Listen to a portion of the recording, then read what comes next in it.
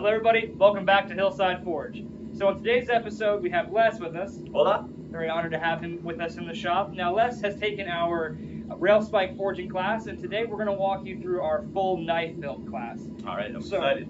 I hope so. We were excited. We are excited. We are starting off with a bar of 1084 steel. Now, just so you understand where we're starting at, we start with this preform. This is a 6-inch piece, and we made a indentation right here for our isolation point between our handle and our blade.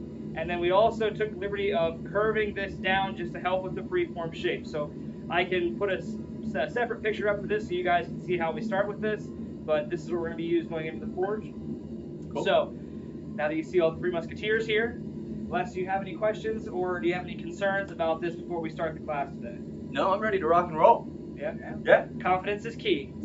Doesn't matter if we make a mistake, we're going to fix it later. Absolutely. It's actually kind of like what Bob Ross said. There are no mistakes, just happy accidents. Happy accidents. Happy accidents. That man was like, It's a beautiful day outside, and, well, you're not here to listen to us talk. Let's get to it. let's do it. Let's do it. What we're going to do is we're going to work our slope down. We're just going to round that curve over. That's where we're going to start, so I'll show you how that looks. So I'm going to use the flat side of my hammer, and I'm going to come in like this and work that back. So we're just going to smooth that over. Now the steel is thin enough, it's starting to buckle, so when that happens, you do banana side down and strike it, and it just kind of keeps cleaning that up. Now, we don't want to work below that color, so we have some dull red in there. With this being high carbon steel, we're going to stop there and get some more heat. So it'll take a little while, but... Well, I'm recording. You're recording? Yep. Alright, record the failures too. So just keep working this back. We're trying to draw out the material of our steel. So now that we have that curve worked out, I can work a little bit more aggressively. Now I have that banana side, so as soon as that starts to happen, we're going to straighten that out. And you always want the banana side down. If you say that the banana's curved, you want the cup like this to flatten it out. And then we keep going over it, and we're slowly elongating that steel. And we work even pressure along from the back of the spine here where this isolation point is, right above that, all the way down to the tip, and it creates that nice smooth taper. Now, I've been doing this for a while, but it's still not even yet. It doesn't have to be even right away. We'll heat it up later. Right now, it's just moving the material as fast as we can in the appropriate places. Cool. Very cool. So now I'm just trying to work that thickness back to even so that I have a nice taper from my handle down to my tip of my knife.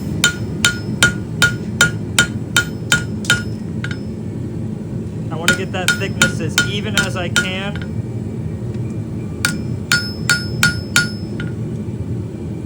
So now you can see that it's not perfect yet, but it's pretty much in line with the similar thickness. Now, like I said, the handle thickness will change as we forge the handle out, but where we're at right there is pretty even. Yeah. It's not perfect because we're not machines, but that's pretty even to start with. Absolutely.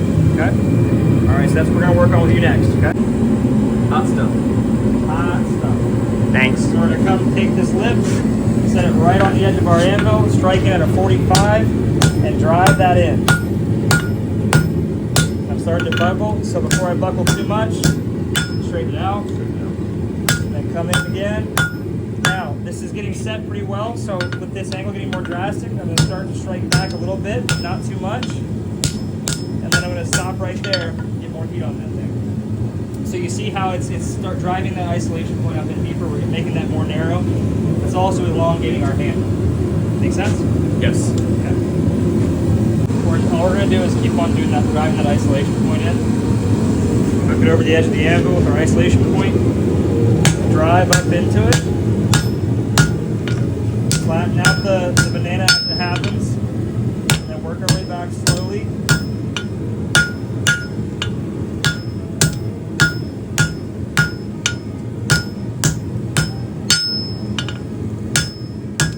Now, as you can see, just like we did with the tapering at the end, we have some mushrooming out here. So don't get scared by that. It'll all clean itself up, especially when we do the planishing later. But right now we need to focus on getting this taper in nice and smooth. So as you can see, like when it's starting to kick really hard, that's when it's starting to work back. And that's what makes this nice and line in. Now, after we get to this point, we get it hot again. Now that this is set into a point that's satisfactory, we can flip it up like this. And by striking here, we'll reduce this banana on the underside here, and it'll flatten everything back out, as well as give the inside of the handle some nice sloping transition to it, as opposed to just hard angles. And you're going to hit in the middle? Yep, so we'll start right where our isolation point is. Okay. Just very carefully, you have to do it very carefully because you don't want to strike on your edge of your heel of your knife. So you're going to do some light weight here, and then pick up your weight as you're more comfortable, and work your way back. Cool, very cool.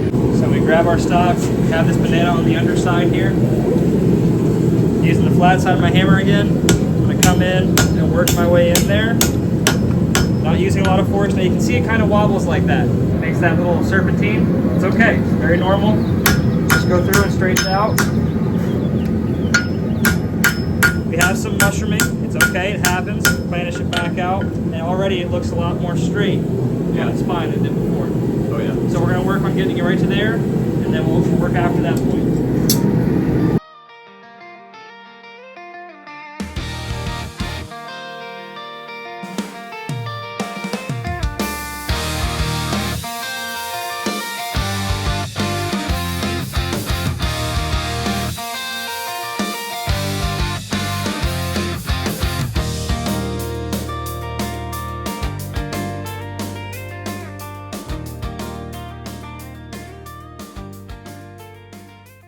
So what we're going to do is pull our steel out of the fire. We're going to come right to the face of our anvil, right to the edge where the footstep is.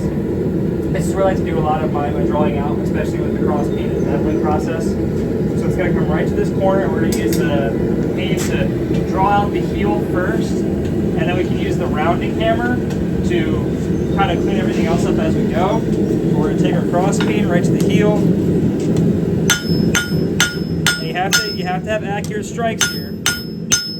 Pull that material out. Now we don't want to go crazy thin, so about as thin as I have that back corner, that's as thin as I want my whole bevel. Okay. So I'm going to stop there. So that's about the maximum width my knife will have. But now that we have that heel drawn out, we can come in with the rounding side of our hammer, and we can bevel the rest of this out. Okay?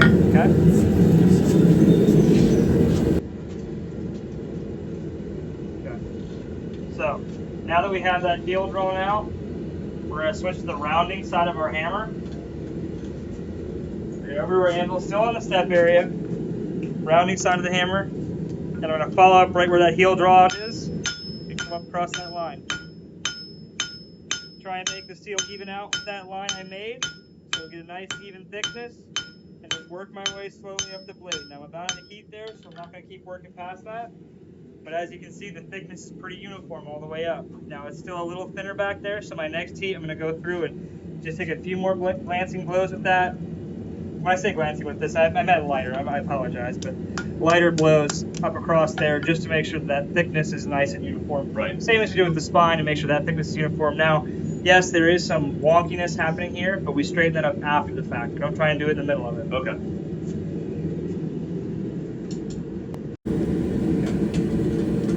So I want that back a little bit more straight on my knife. So I'm going to have it lifted so my spine is flat, using the flat side of my hammer. Glancing blows very gently off, not a lot of power, just a glancing blow. I'm going to bring that in. I'm going to start to hammer that flat.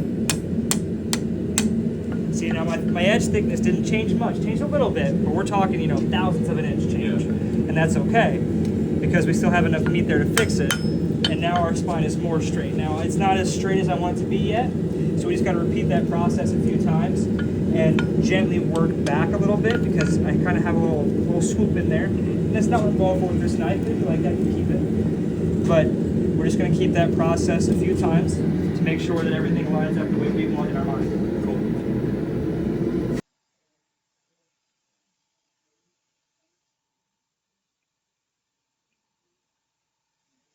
And you don't want to roll it. If you don't want to roll up like that, you roll that over. You're going to come up to the end. You don't want to use a lot of pressure, because you don't want to take the material off. You're going to be trying like that. Now what I'm also going to do quick, since I have the grinder running, is I'm going to profile it the way I want. So I'm just going to get this on.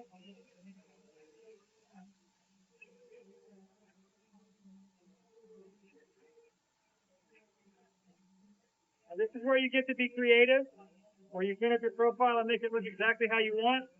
So, like, I kind of want this to swoop up a little bit. So I'm going to come down here with my wheel.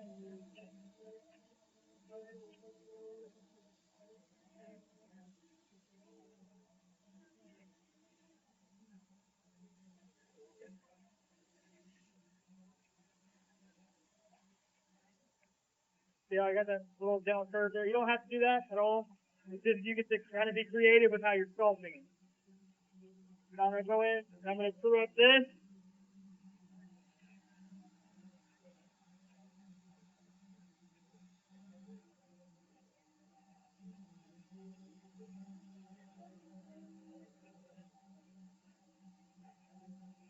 Put a nice point on there.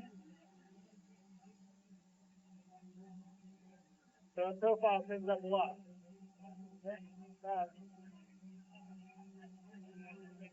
So now that my spine is straight, everything looks clean, the steel on the back is clean.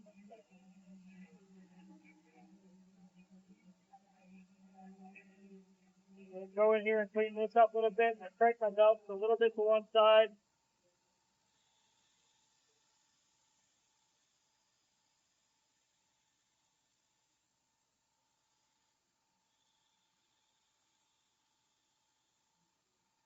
I don't like this being so sharp. So I'm going to take this and round this off.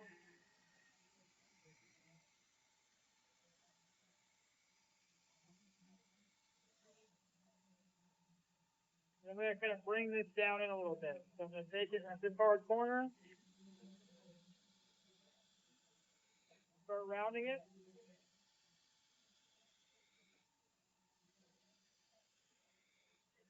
Now this is all your preference.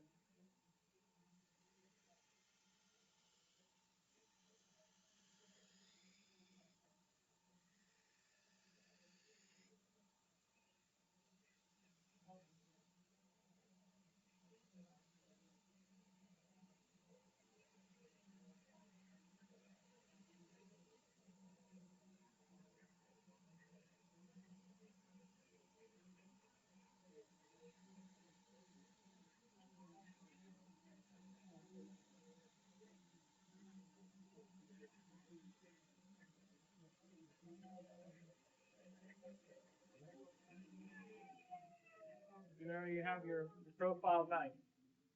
So now we're ready to put the pinholes in and we're ready to heat treat it. Cool. Looks pretty nice, right? Yeah, it looks nice. Cleaned up real well. So that's all we do. Just get our profile right. And then we're going to clean this back off so we can drill the pinholes through. So, after you. Just go out, straight in the oil, flames up a little bit. You want to shake it up and down in the oil, break the vapor pocket, so it cools down much nicer. Then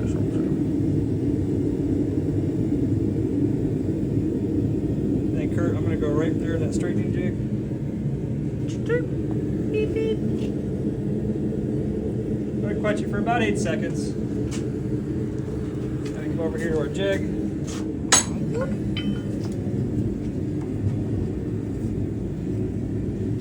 Crank that good and tight.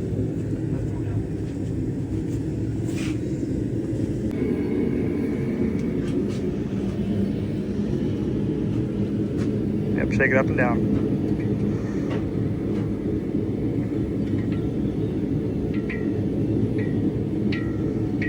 So to get in gear, I use the bottom of the wheel.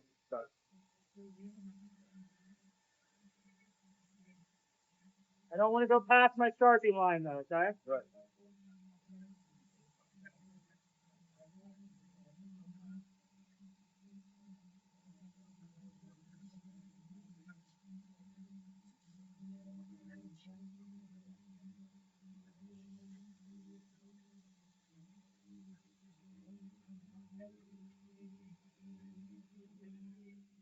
So this is about as far as I'm going to take it.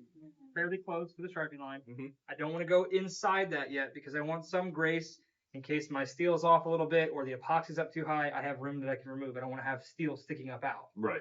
So we leave a little bit of excess so to the outside of the Sharpie lines where our goal is, and then when we glue it up, we can just remove the rest when our epoxy's on. Cool. For our process, we take blue painter's tape and we glue 2 pieces of wood together with painter's tape in the center. And then we put a blue piece of painter's tape on the top and on the underside of our tang, glue it together, clamp it in the vise so that we can then drill through our pinholes and have a pinhole that matches on both of our scales. It just makes the fit up way easier.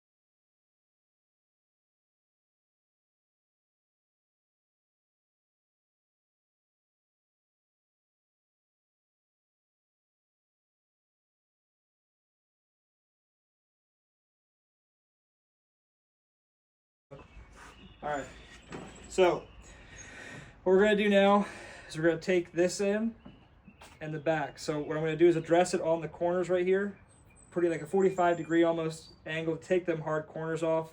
I'm not gonna do too much on the top yet because I wanna make sure I get the inside nice and narrow the way I want. So I'll take the corners off and then I'll lay it at a much less steep angle to do it this way. So this one's gonna be steep. This one's going to be less because we want to make that nice teardrop shape down.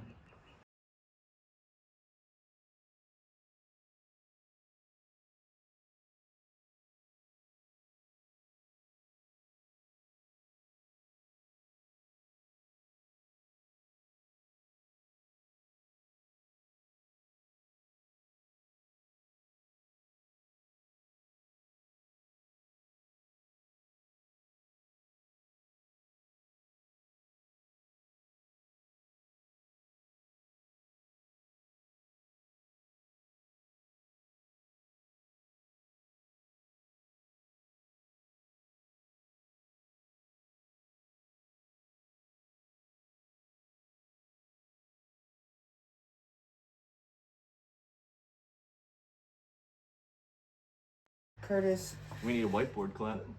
Whiteboard, wait, what? Oh, Oh, what? Oh, what? What is White that? boy clap. No, the whiteboard. Whiteboard gave me clap. Whiteboard. Yeah. Wait. I definitely heard white boy clap. Whiteboard clap? Okay. It's like that one guy I who mean, turns we're us here. off beat. 1, 2, 3, 4. Woo! Yes, I love that. Somebody shoot him. He's praising his heart out, but boy, is he offbeat. Anyway, hi. Oh, We're yeah. recording. We're recording right now. You got to see that. forgot So, about hashtag white boy clap. Right. Kind of sounds like a disease. Yeah, that's disgusting. We don't. Just stop, No. pause, done, put a pin in it, save it for never. Rewind. All right, so it's been a long day, but we had a phenomenal time hanging It's out been with great. us. We all made knives. Curtis just did a samurai draw. I did. But Curtis had the idea to show you guys how sharp these knives are, so we'll go on the line. Curtis, go ahead. Hold it up high enough that we can see. Ladies first, please. No, Okay, please, okay. please. Up high enough the camera can see. All right, now it's gonna make me look silly. It can cut. It can cut. Oh, There that's, you go. that's smooth. That's smooth. Nice. Okay, here we go. Up high. Up Yeah, high. yeah. Up high, bro. Come on. Beautiful. Ooh, Beautiful. That's sharp. That is sharp. And then mine is not even gonna cut paper. Yeah, I hope over it there. doesn't. Oh, okay. Show That off. works. That's pretty clean. That works. That's All right. more sheer It has than- been a long day. Yes. We are tired, but we've had a really awesome time. We're going to give you guys some close-ups of these knives. Now, what you'll notice is that all these knives are different because in the class we do promote creativity for you to have your own custom knife. It doesn't have to be just like everybody else's. So we give that liberty here in this class. So if you want to experience this class, hopefully you won't be here for 12 hours. That was our fault. Yeah. We like less, so we hung out and talked a lot. A lot of talking. But we talked about a lot of good stuff. Yeah. A lot of good progress. talks. Like TED Talks, but there was no TED here. No. No. It's not usually Ted there either. And it's a good thing because we'd probably talk longer. Yeah. Oh, dude, yeah. that'd be bad. So sorry. He's long-winded anyway. Like Jeff Arnold would say, I just need 5 more minutes. Yeah, and it's like 15, and it's fine. It's always worth it. It's just Yeah, not yeah. worth it. All right. we're Back good. to focus. So we're gonna give you guys some close-ups of these knives. If you want to have any more information about the class or how you can get a hold of us, visit our website at www.hillsideforge.weebly.com. We have information about our classes on there, emails to get a hold of us. We hope you guys enjoyed this build along, and we hope it inspires you to take a class. Either if you can't take one near us, take one near you. So we look forward to seeing you guys next time. Enjoy these close-ups. We're out of here. That's the close-up. I swear he's not on drugs. That's just me. There's the He's going to close- take a video of close-ups. Yeah. Okay. So we're gonna do a really awkward close-up. Yeah. I just We're gonna wanna show do you one. action close-ups. He's not even going to put that in the video. Either.